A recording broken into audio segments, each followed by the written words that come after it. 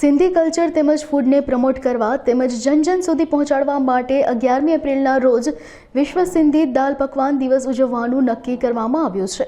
આ દિવસે સિંધી નાગરિકો દ્વારા દાલ પકવાન દિવસનું સેલિબ્રેશન કરવામાં આવે છે, જે અનુસંધાને આદિપુર નવવાડી ઝૂલેલાલ મંદિરમાં રાષ્ટ્રીય સિંધી સમાજના રાષ્ટ્રીય અધ્યક્ષ કમલ વર્ધાની અને વાઇસ ચેરમેન મહેશ પી આહુજાના માર્ગદર્શન હેઠળ BM કેર ફાઉન્ડેશનના કુમાર રામચંદાનીના સહયોગથી રાષ્ટ્રીય સિંધી સમાજ દ્વારા દાળ પકવાન દિવસ ઉજવવામાં આવ્યો હતો।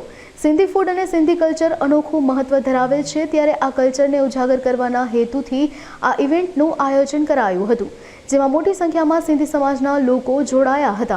जय झूलेलाल, मैं गोपिका रोची रामाणी राष्ट्रीय सिंधी समाज से बात कर रही हूँ।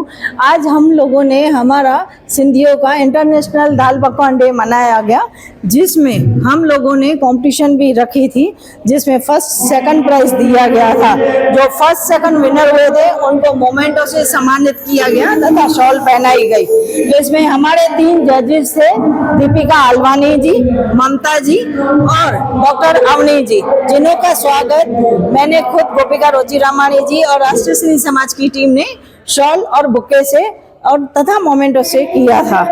आज हमारे दाल पकवान डे को सेलिब्रेट करने का सबसे बड़ा रीज़न है कि जब हिंदुस्तान पाकिस्तान हुआ था, तब हम लोगों ने, हमारे सिंधियों ने, हमारे पूर्वजों ने इसको अपनी रोजी रोटी बनाकर और आगे बढ़े थे। इस उद्देश्य को याद करते हुए, इस बात को याद करते हुए हम ये सिंधी दाल पकवान डे मनाते हैं।